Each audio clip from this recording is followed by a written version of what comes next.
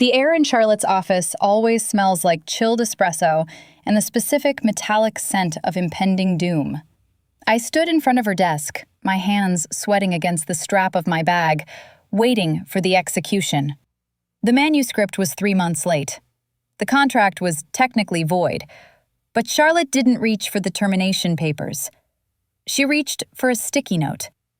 She scribbled an address, the sharp scratch of her fountain pen loud in the silence. "Pack a bag," she said, not looking up. "Marina, Dock 4, 2 hours." It wasn't an offer.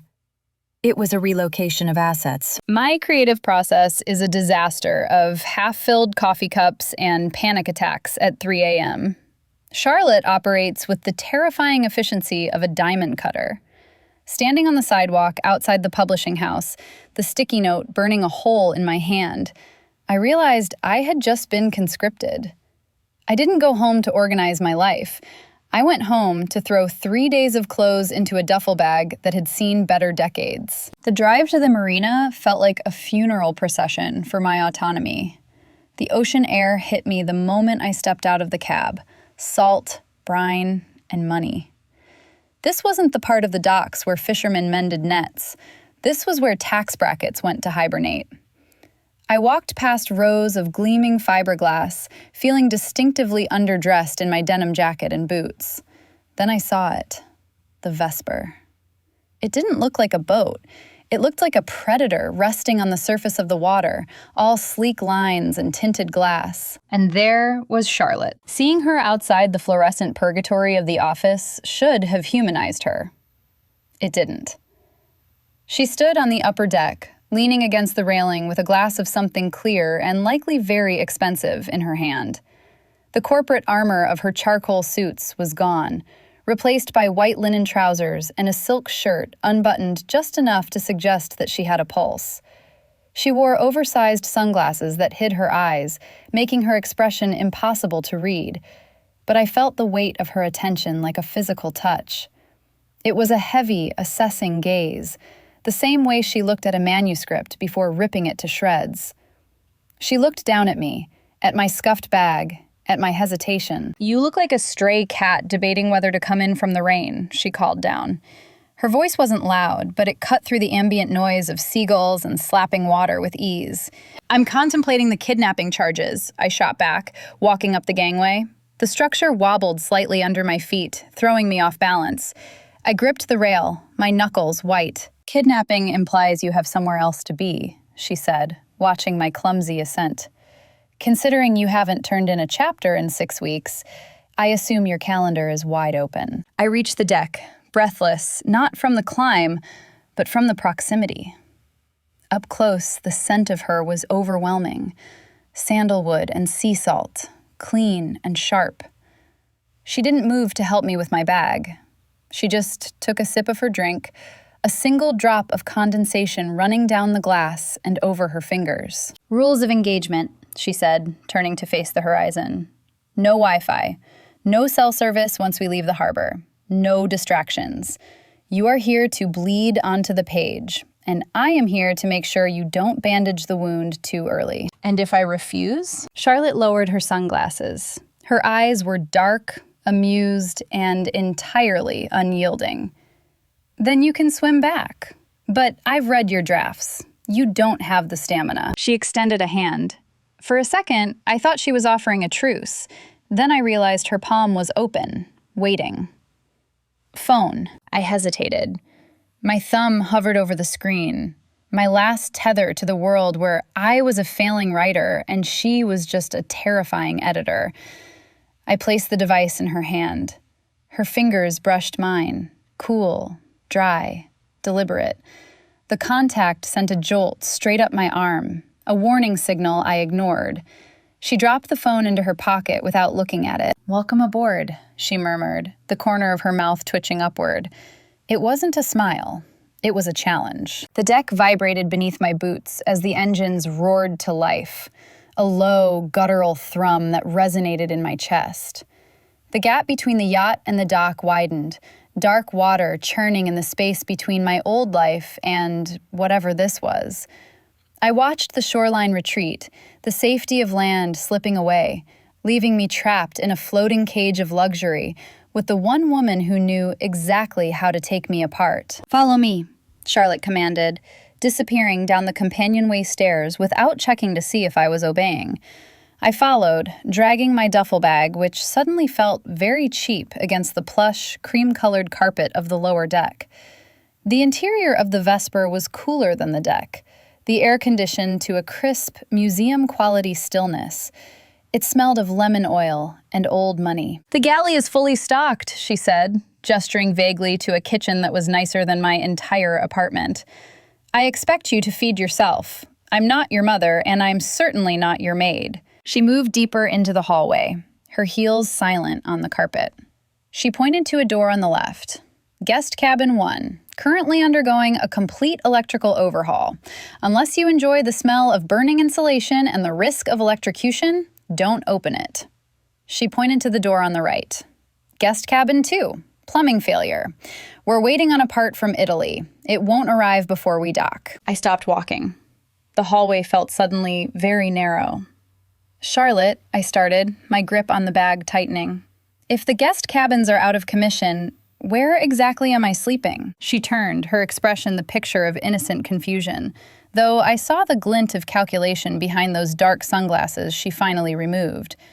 She folded the glasses and tucked them into the neckline of her silk shirt. "The master suite, obviously. It's the only habitable room left." "The master suite," I repeated, the words feeling heavy in my mouth. "Your room. It's a vessel, darling, not a hotel. Space is finite." She pushed open the double doors at the end of the hall. The room was enormous, spanning the full width of the yacht. Windows lined both sides, offering a panoramic view of the churning water. But my eyes were glued to the center of the room. There was one bed. It was a massive, sprawling thing, covered in linens, with a thread count higher than my credit score. But it was still just one bed. "This is a mistake," I said, my voice rising an octave. "I can't sleep in here with you. It's a conflict of interest. It's unprofessional. It's insane." Charlotte walked over to the bed and smoothed a non-existent wrinkle on the duvet. "It's a California king. You could sleep on the far edge and I wouldn't even know you were there. Unless you thrash." She looked up, her eyes pinning me to the doorframe. "Do you thrash?" "I don't thrash. I pace. And I can't sleep in the same bed as my editor while I'm trying to rewrite the book that's supposed to save my career." "Then sleep on the floor," she said, her voice dropping to a bored drawl. "Or the sofa in the salon, though I should warn you, the leather is Italian and unforgiving. But frankly, I don't care where you put your body, as long as your mind is on the manuscript." She walked past me, brushing my shoulder with hers. "Dinner is at 8. Don't be late. I hate eating alone." I spent the next 3 hours sitting on the edge of that massive bed, staring at my laptop, writing absolutely nothing. The gentle rock of the boat was soothing, but the knowledge that Charlotte was just a few feet away, probably drinking wine and plotting my psychological demise, kept my heart rate at a steady jog. When 8 o'clock arrived, I went up to the main deck.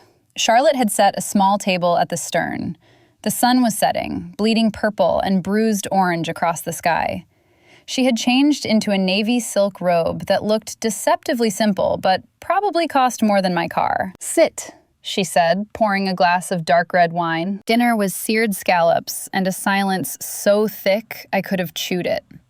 The only sounds were the ocean slapping against the hull and the clink of silver against china. I felt like a specimen under a microscope. Charlotte didn't eat much. She mostly watched me, her dark eyes tracking the movement of my hands, the way I hesitated before taking a sip of wine. "You're doing it again," she said suddenly. "Doing what?" "Hiding," she said, swirling her glass. "You eat like you're afraid someone is going to take the plate away. You walk like you're apologizing for taking up space. And you write like you're terrified of the truth." "I'm not terrified," I lied, stabbing a scallop. "You are," she countered softly. "You write these sweeping romances about women who burn down cities for each other, but you've never even struck a match. You're safe. Your prose is safe. And that's why the book is failing. I thought we were here to fix the plot holes, I snapped, the wine giving me a thimble of courage. We are, Charlotte said, leaning forward.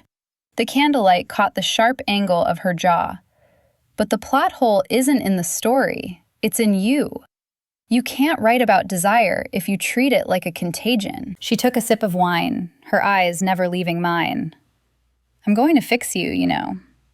By the time we get back to the marina, you won't recognize yourself. Is that a threat? It's an edit, she whispered. She stood up, the silk of her robe rustling like dry leaves. Leave the dishes. Go to bed. We start at dawn. I watched her walk away, the sway of her hips hypnotic and terrifying.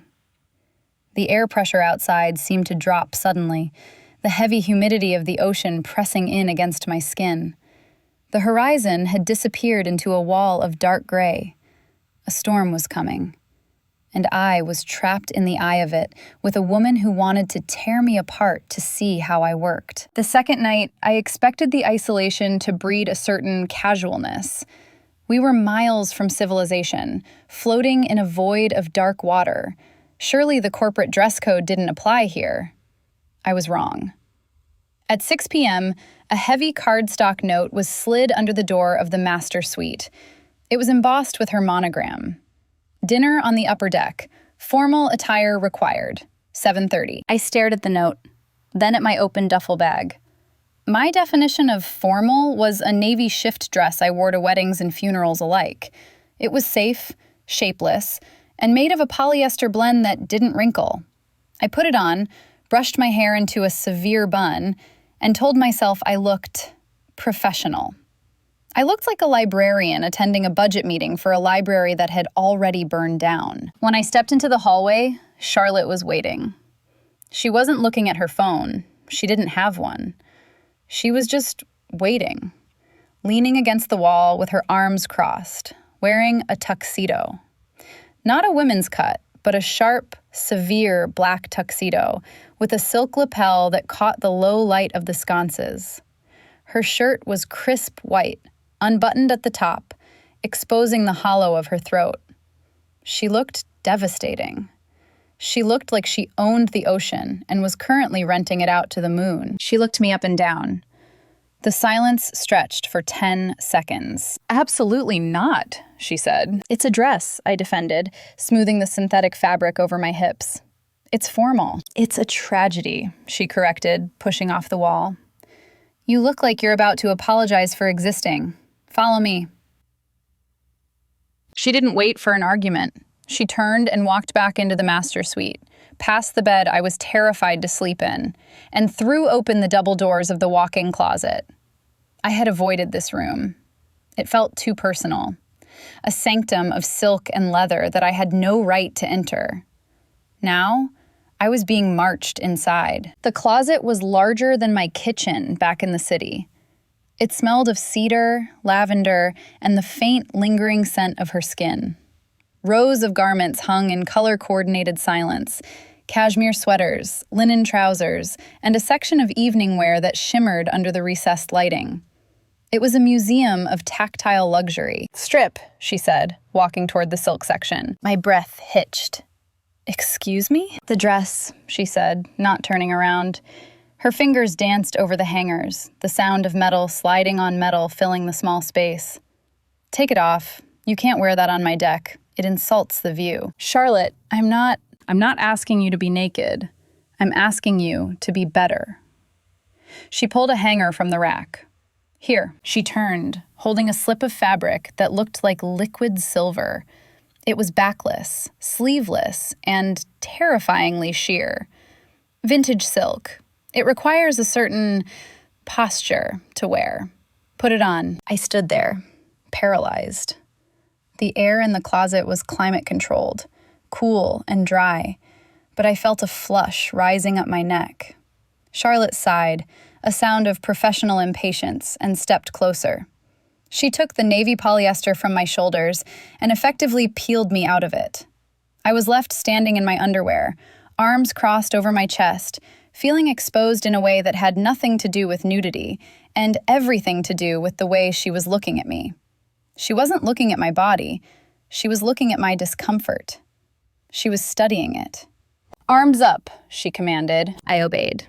She slid the silver silk over my head. It settled against my skin like a second layer of nerves, cool and impossibly light. It fit, but it was complicated. A series of delicate straps that crisscrossed the spine, requiring an engineering degree to secure. I reached back, fumbling blindly. "Stop," she murmured. "You'll tear it." She stepped into my personal space. The scent of sandalwood hit me, rich, woody, and intoxicating. She was behind me now. I couldn't see her, but I could feel the heat radiating from her body, contrasting with the cool air of the closet. Her hands brushed my bare back. Her fingers were cold, the metal of her rings a shock against my skin as she caught the silk straps. "You're tense," she noted, her voice right at my ear. It wasn't a question. "You hold all your tension in your trapezius. It blocks the flow of oxygen to the brain. No wonder your third act is suffocating." "I'm tense because my editor is dressing me like a doll," I whispered, staring at my reflection in the full-length mirror. The woman staring back looked terrified, but the dress made her look dangerous. "I'm not dressing a doll," Charlotte said, her knuckles grazing my spine as she tightened a strap. The sensation sent a shiver straight down to my heels. "I'm binding a book. Presentation matters. If you don't feel the part, you can't write the part. You write women who take what they want, but you stand here shaking because I'm touching you." She pulled the final strap tight. The silk cinched against my waist, forcing me to stand straighter. Her hands didn't leave immediately. They rested on my hips, her thumbs pressing lightly into the fabric. In the mirror, I saw her face over my shoulder. She wasn't looking at the dress. She was meeting my eyes in the glass. "Tell me," she whispered, her breath ghosting against the sensitive skin of my neck. "Does the protagonist in Chapter 4 shake when her lover touches her? Or does she lean into it?" I couldn't breathe. The closet felt suddenly microscopic. The silence was heavy, charged with a static electricity that made the hair on my arms stand up. I wanted to lean back. I wanted to close the millimeter of space between us and feel the solid reality of her against me. "She leans," I managed to choke out. "Then stop shaking," Charlotte said. She held my gaze for one more second, a second that felt like an hour, before her hands dropped away. The loss of contact was physical, a sudden coldness that rushed in to fill the space where she had been. "Shoes," she said, her voice returning to its normal, clipped cadence. She pointed to a pair of strappy heels on the floor. "And then meet me on the deck. Don't make me wait." She turned and walked out of the closet, the tails of her tuxedo jacket swinging. I stood there for a long moment, surrounded by the smell of cedar and sandalwood, trying to get my heart rate under triple digits. I looked at the woman in the mirror. She looked like someone who was about to walk into a storm and enjoy it. I put on the shoes. They pinched, but the pain was grounding.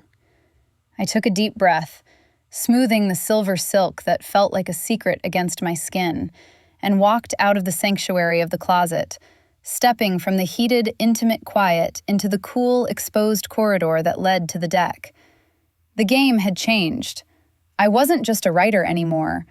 I was a character in her story, and I had no idea how it was going to end. The next morning, the sun off the water was blinding, a sharp, accusatory white that made the headache behind my eyes throb in time with the engines. We were set up in the main salon, a space of glass and polished teak that felt less like a workspace and more like an interrogation room. I sat at the heavy desk, my laptop open, the cursor blinking at me with a steady, rhythmic judgment. Charlotte was pacing. She wasn't wearing the tuxedo anymore, nor the linen. She was back in business casual, a silk blouse the color of a stormy sky, and trousers that fit with intimidating precision. She held my printed manuscript in her hand like it was a piece of evidence she had found at a crime scene and was deeply disappointed by. "Stop typing," she said. She didn't look at me. She was reading page 42. I stopped. My hands hovered over the keys. I'm trying to fix the pacing in Chapter 3. Forget Chapter 3. Chapter 3 is fine. Chapter 3 is serviceable. She stopped pacing and turned to face me, the pages crinkling in her grip.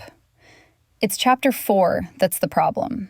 Specifically, the scene in the rain, the confession. My stomach dropped. That scene was the emotional anchor of the book. It was the moment the protagonist finally admitted she was in love. I had rewritten it 6 times. Read it to me, she commanded. I don't read my work aloud. Read it, she repeated, her voice dropping that dangerous octave. Or I will. I stayed silent. I couldn't do it. I couldn't perform the intimacy of those words in front of her. Not after last night in the closet. Not after the way she had looked at me in the silver dress. Fine, Charlotte said. She lifted the page. Her voice, usually so cool and detached, took on a mocking lilt. Elena looked at the rain running down Sarah's face. She felt a warmth spread through her chest, a fluttering like a bird trapped in a cage. She knew then that she wanted her. She wanted to hold her hand and tell her everything. Charlotte lowered the paper. The silence that followed was excruciating. She looked at me over the rim of her reading glasses, her expression flat. A bird trapped in a cage? She asked. Really? That's the metaphor we're going with? It's Victorian. It's sanitized. It's boring. It's romantic, I defended weakly. It's cowardly, she countered. She walked toward the desk. You're writing about desire, not a tea party. When you want someone, really want them, it doesn't feel like a bird fluttering. It feels like a panic attack. It feels like you're losing gravity. She rounded the corner of the desk. I tried to swivel my chair away, but she caught the armrest, locking me in place.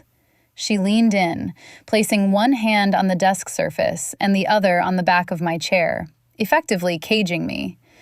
The smell of her, that damn sandalwood and cold coffee, flooded my senses. Delete it, she said, looking at the screen. The whole scene? The lies. Delete the lies. She leaned closer, her face inches from mine. I could see the flecks of gold in her dark eyes. Write the truth. Tell me what it actually feels like when the adrenaline hits. Tell me about the heat. I can't think when you're hovering. Good. Thinking is your problem. You overthink everything until it's sterile. She didn't move back. If anything, she leaned closer. Her blazer brushed against my bare arm, the friction sending a spark through my nerves that had nothing to do with static. Describe the mechanics of it, not the poetry, the physics. What happens to the pulse? What happens to the breath? It speeds up, I whispered. Why? Because of the cortisol, the fight or flight response. Closer, she murmured. Her gaze dropped to my mouth, then back up to my eyes. It was a deliberate, predatory movement. But it's not just fear. It's the anticipation of the crash. Write that. I stared at the screen, my fingers trembling slightly.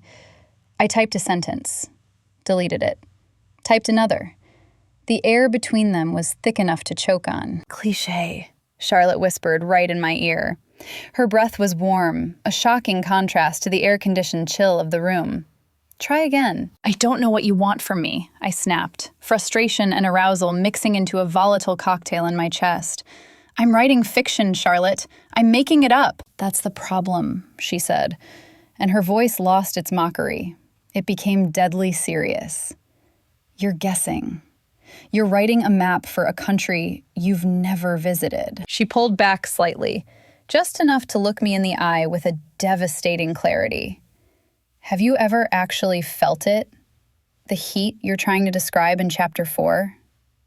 Have you ever stood in a room with someone and felt like if they didn't touch you, you would cease to exist? The question hung in the air, heavy and suffocating. I opened my mouth to lie, to tell her of course I had, to invent a history of passionate affairs. But the lie died in my throat. Under her gaze, I couldn't manufacture a defense. I thought so, she said softly. The smirk returned, but it was smaller now, sharper.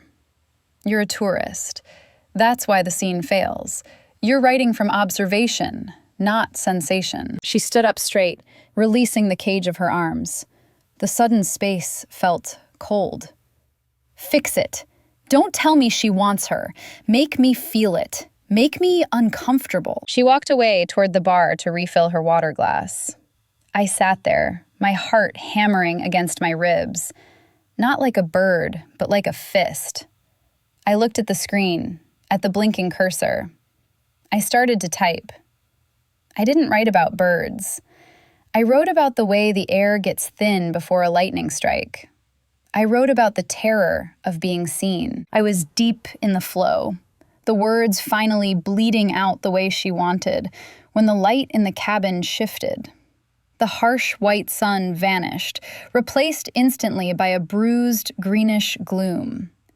The boat gave a sudden, violent lurch to the left. "Charlotte," I said, looking up. She was staring out the window, her glass forgotten in her hand. The horizon was gone. In its place was a wall of black water and charcoal clouds, rolling toward us with terrifying speed. "Save your work," she said, her voice calm but tight. "Now." The yacht pitched again, harder this time, sending a stack of books sliding off the table. The hum of the climate control was drowned out by a low, rising howl from outside. The storm wasn't coming. It was here. The world didn't just tilt. It inverted.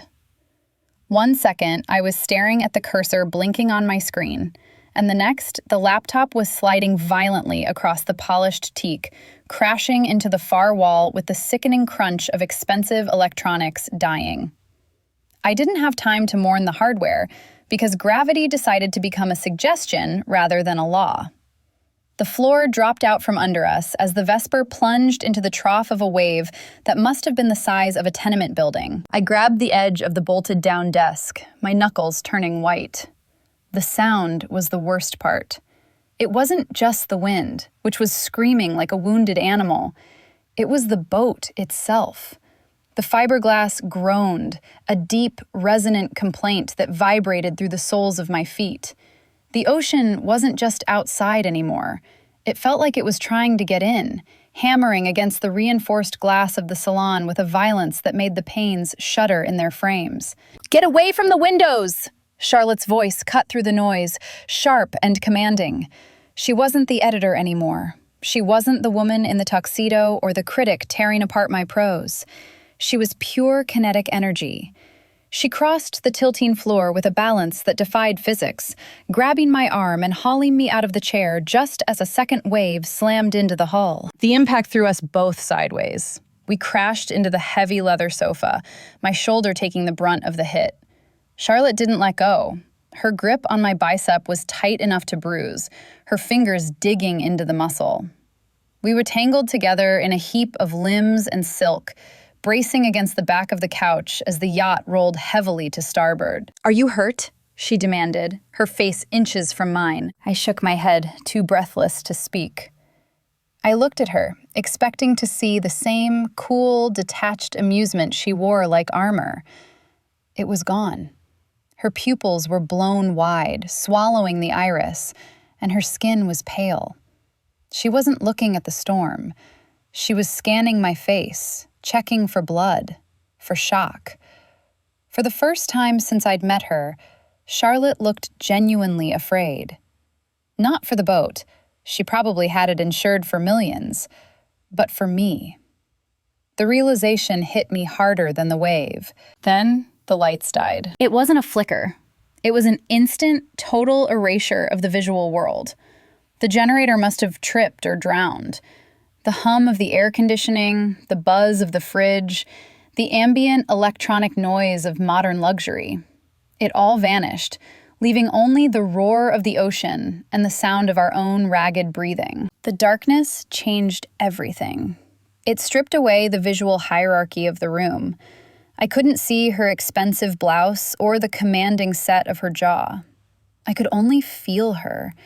I could feel the heat radiating from her body, the rapid rise and fall of her chest against my arm, the tension coiling in her frame. In the dark, she wasn't my boss. She was just another warm body in a cold, hostile void. "Stay here," she whispered, her voice right at my ear. "Don't move. I need to find the emergency flashlight." "Don't leave me," I blurted out. It was a child's plea, pathetic and raw, but I couldn't help it. The darkness felt heavy, suffocating. "I'm not leaving," she promised, her hand finding my face in the dark.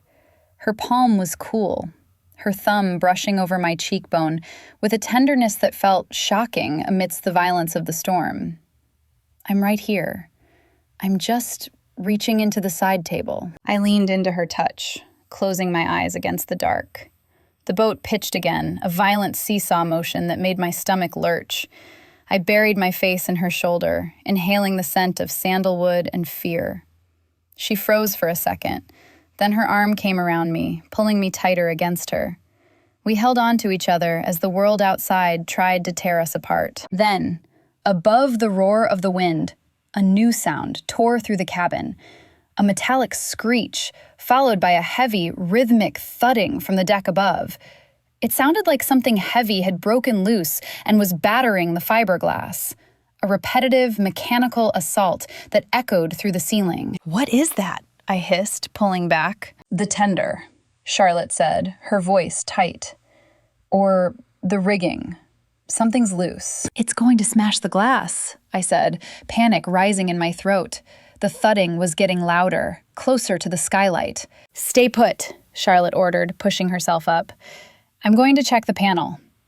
But she moved toward the bridge. The sound was coming from the aft deck.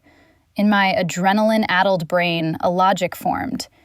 If I didn't stop that noise, the glass would break, the water would get in, and we would sink.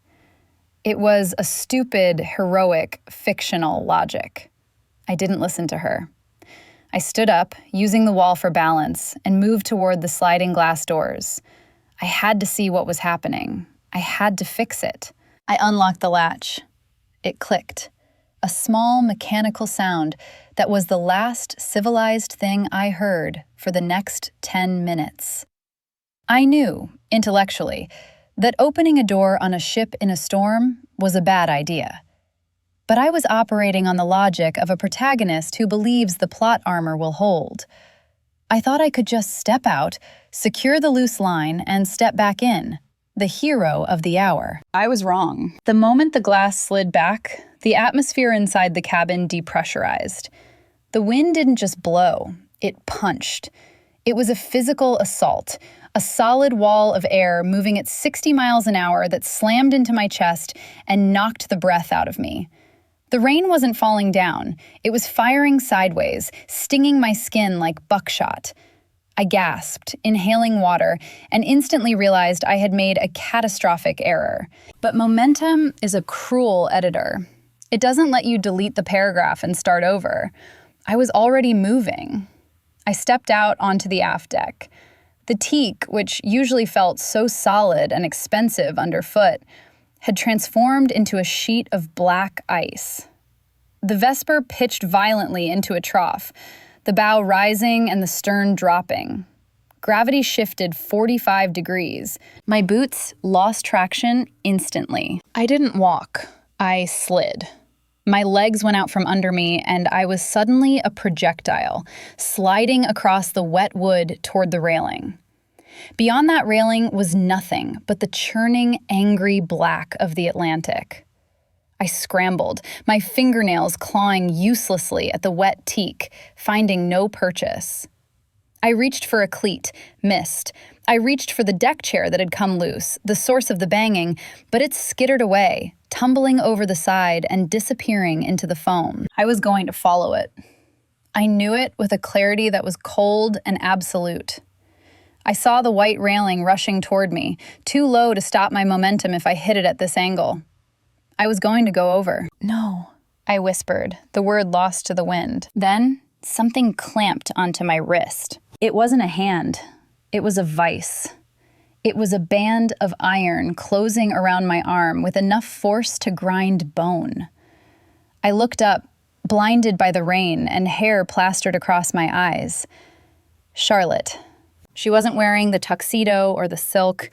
She was soaked, instantly, her white shirt clinging to her skin, translucent and heavy.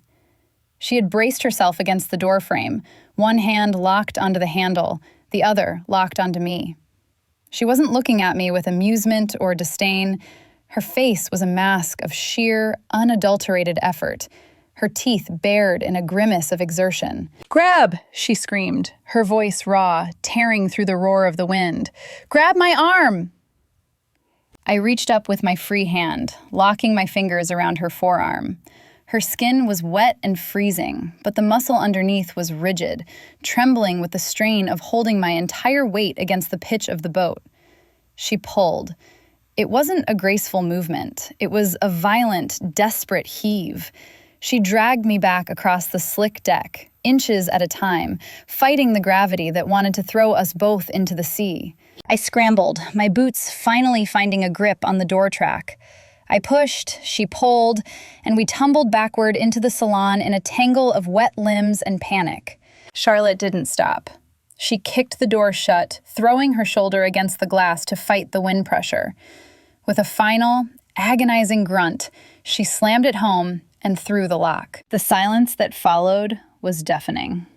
The roar was cut off, replaced by the heavy, frantic sound of our own breathing. We were on the floor, a heap of soaked clothes and adrenaline. I was shivering, not from cold, but from the aftershock of near death. My wrist throbbed where she had grabbed me. I tried to sit up, but I couldn't.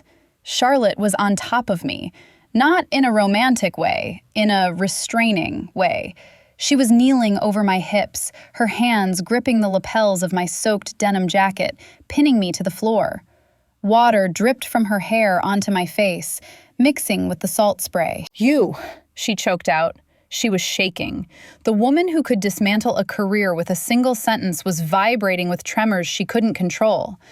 "You absolute idiot." I heard a noise, I stammered, my teeth chattering. I thought, the rigging. "I don't care about the rigging," she shouted. The volume shocked me. Charlotte never raised her voice. She didn't need to. But now she was yelling, her face inches from mine, her eyes wild and dark. "I don't care if the whole damn boat sinks. You do not step off this deck. Do you understand me?" She shook me, a sharp physical punctuation to her words. Her grip on my jacket tightened until her knuckles were white. "I almost lost you. I looked back and you were sliding." Her voice cracked. The Ruthless editor, the woman made of ice and expectations, fractured right in front of me. She released my jacket and brought her hands to my face. Her fingers were freezing, wet, and frantic. She traced my jaw, my cheekbones, pushing the wet hair back from my forehead, checking for injuries, checking for reality. "I'm okay," I whispered, reaching up to cover her hands with mine. "Charlotte, I'm okay. I'm here." She stared at me, her chest heaving, water running down her neck into the soaked collar of her shirt. She looked destroyed. She looked beautiful. She looked like she wanted to kill me and kiss me in equal measure. "You're not okay," she breathed, collapsing forward until her forehead rested against my sternum. I felt the heat of her breath through my wet shirt. "You're freezing, and you're trembling." She was right. The adrenaline was fading, leaving behind a bone-deep chill that had nothing to do with the air conditioning. My teeth started to chatter violently. Charlotte pushed herself up. The vulnerability vanished, replaced by a frantic maternal efficiency. "Get up," she commanded, her voice shaky but firm. She grabbed my arm, gentler this time, and hauled me to my feet.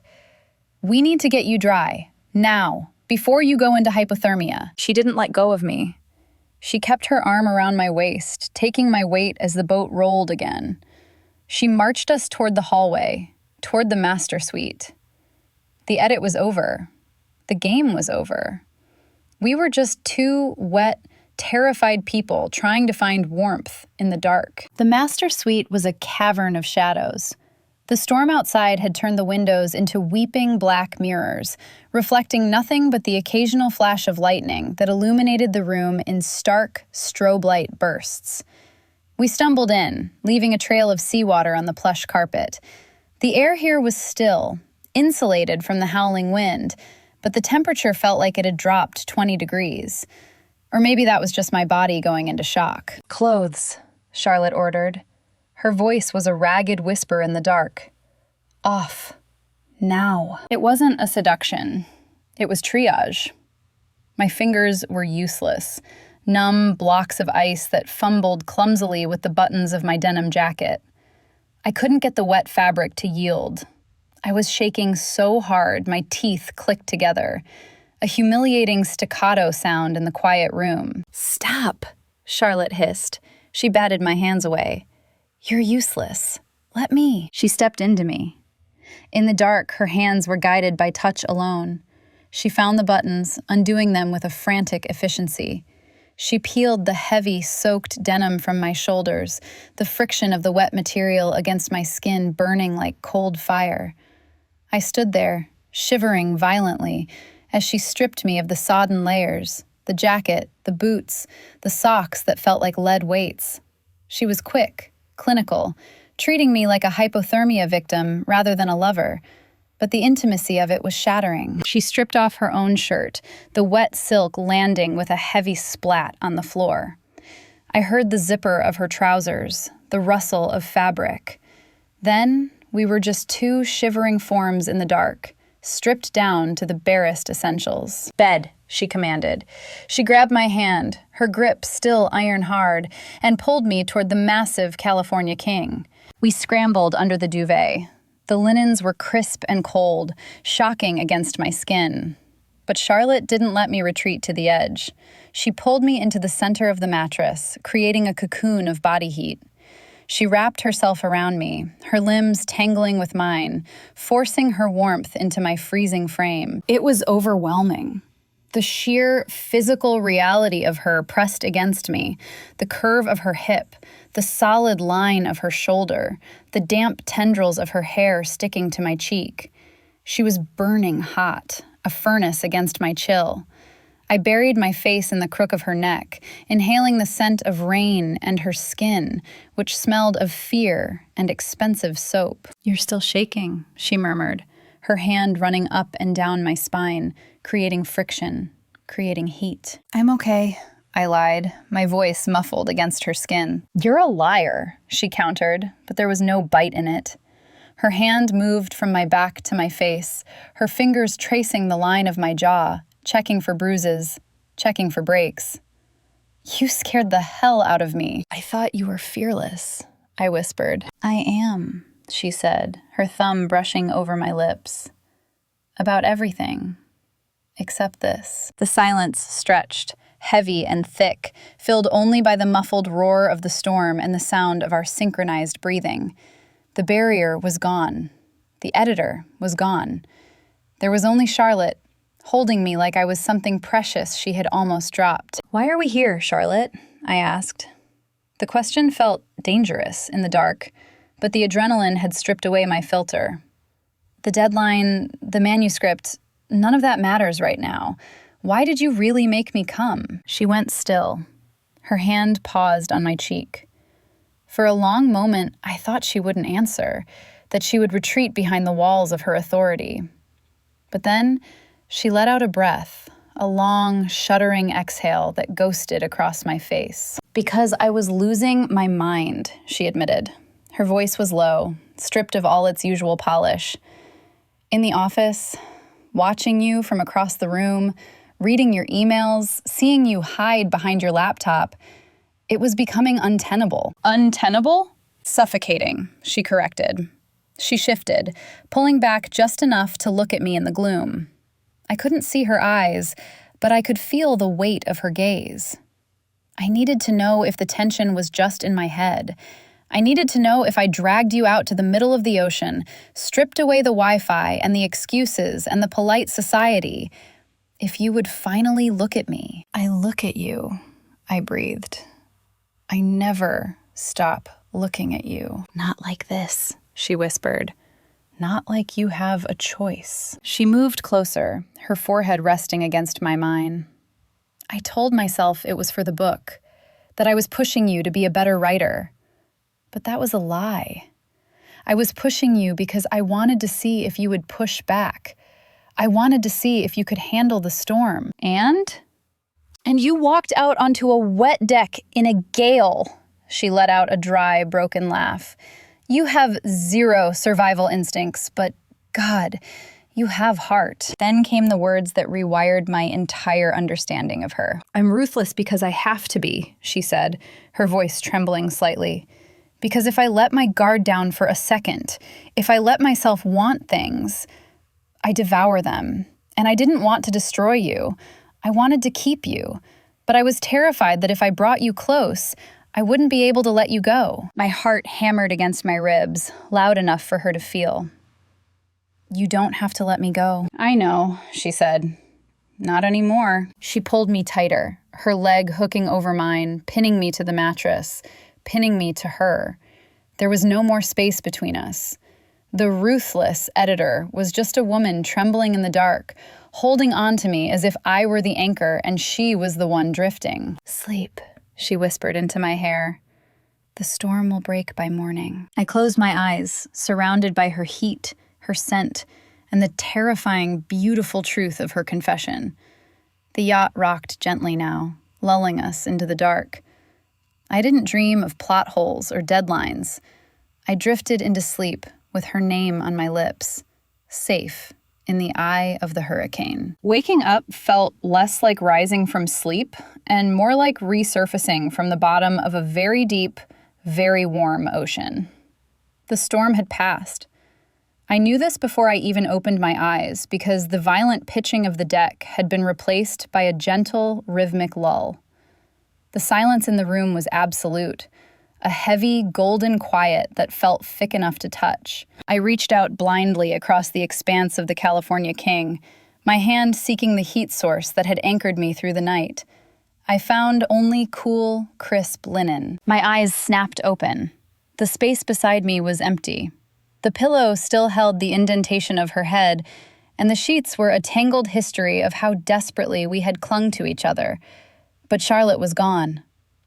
For a split second, the old panic flared, the instinct that said this was a mistake, a firing offense, a hallucination brought on by low pressure and high stress. I sat up, the duvet pooling at my waist. The room was flooded with aggressive sunlight. It bounced off the chrome fixtures and the white walls, exposing everything. The pile of wet clothes in the corner looked like a crime scene. My denim jacket was a stiff, salt-stained heap. The darkness had been a shield. The daylight was an interrogation. I swung my legs out of bed, finding the carpet surprisingly warm, and padded toward the double doors. I needed coffee, and I needed to know if I still had a job, or a lover, or neither. The main salon was a study in contrasts.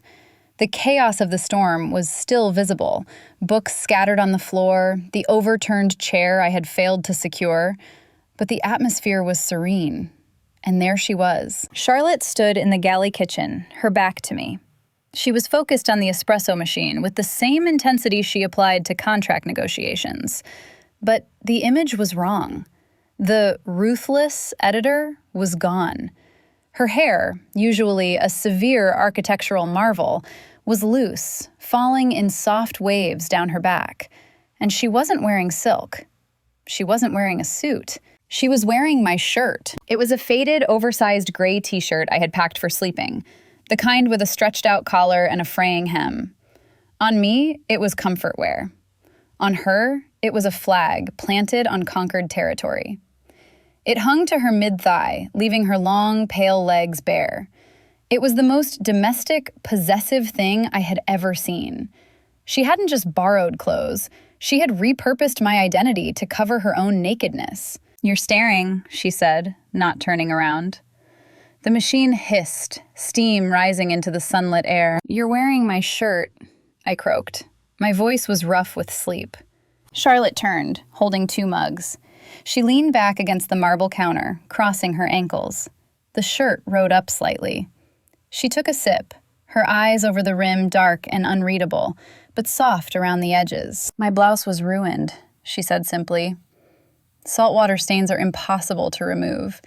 Besides, the cotton is acceptable. Acceptable, I repeated, walking closer. That shirt is 10 years old. Then it has character. She extended a mug toward me. Drink.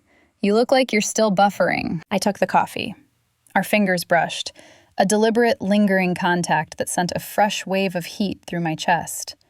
I looked at her, really looked at her, in the unforgiving light of morning. There were shadows under her eyes, a faint bruise on her arm from where she had hauled me back from the edge. She looked human. She looked mine. "How is the boat?" I asked, looking for safe ground. "Intact. The autopilot is reset. The rigging held." She set her mug down and stepped into my space. She didn't loom over me this time. She just closed the gap. She reached out, her hand settling on my shoulder, her thumb tracing the line of my collarbone.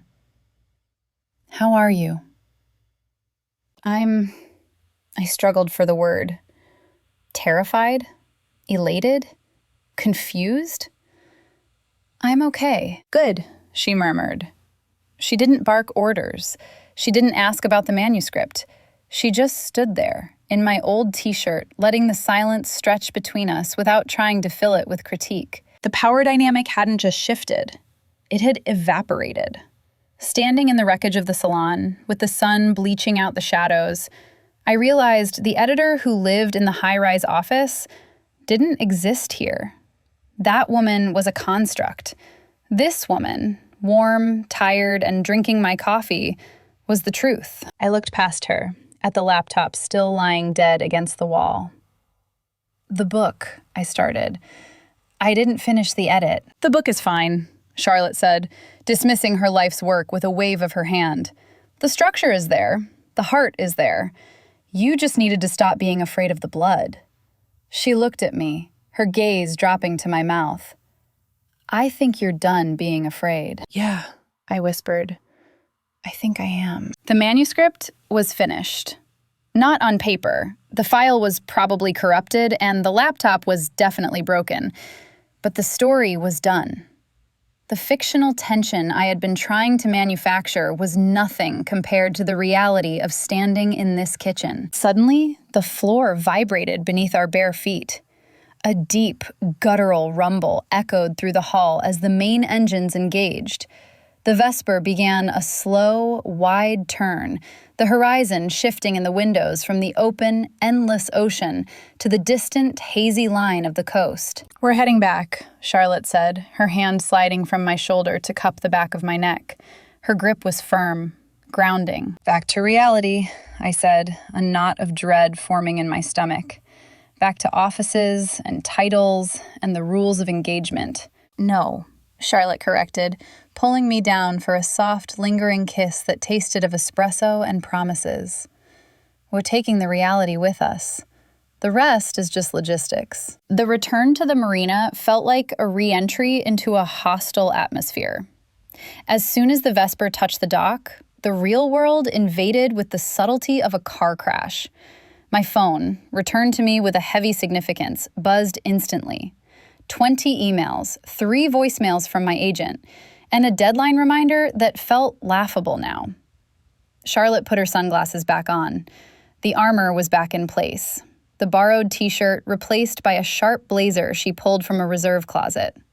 She looked formidable again, a vertical line of charcoal and intent against the chaotic gray of the docks. But as we walked down the gangway, she didn't walk ahead of me.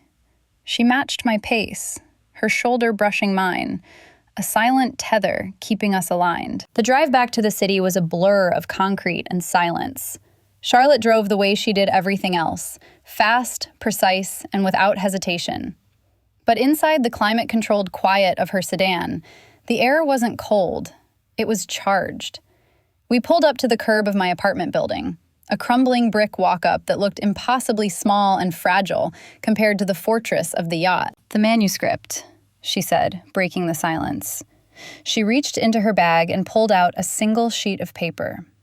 It was the title page of my draft, the one I had agonized over for months. In red ink, right across the center, she had written one word: Approved. I smiled, the relief washing over me, and reached for the door handle. So I keep my job? You keep the publishing contract, she corrected. The locks didn't disengage. She turned in her seat, sliding the sunglasses down her nose to look at me with those dark, devastating eyes. The vulnerability from the storm was tucked away, but the heat remained. But I'm proposing an addendum to our personal arrangement. She held out her hand. Resting in her palm wasn't a pen, but a heavy brass key. It wasn't for the office. It was an intricate, old-world thing that looked like it opened a vault. My apartment, she said, her voice steady but quiet. The commute is shorter, and the coffee is better. Is this a mandatory edit? I asked, my heart hammering against my ribs. Are you rewriting my living situation? It's a structural necessity, she murmured, reaching out to close my fingers around the cold metal. I can't edit your life from across town, and I find that I'm unwilling to let the narrative drift. The isolation on the boat proved a hypothesis. I function better when you are within reach. I looked at the key, then at her. The Ruthless editor was still there, terrified of losing control. But she was handing me the only thing she couldn't control, access to her sanctuary. She wasn't commanding me. She was asking, in the only language she knew. I accept the terms, I whispered. She leaned across the console, kissing me hard, a seal on the deal, a promise of future revisions. Good. Pack a bag. You have 2 hours. Is that a deadline? It's an expectation. I stood on the sidewalk, watching her taillights fade into the city traffic, the smell of exhaust replacing the salt air. I looked down at the key in my hand, heavy and real against my palm. The storm was over, but the story was just beginning. I realized then that the best narratives aren't the ones you type in a panic. They're the ones you live. If you've ever found love in the middle of a storm, subscribe to see where we go next.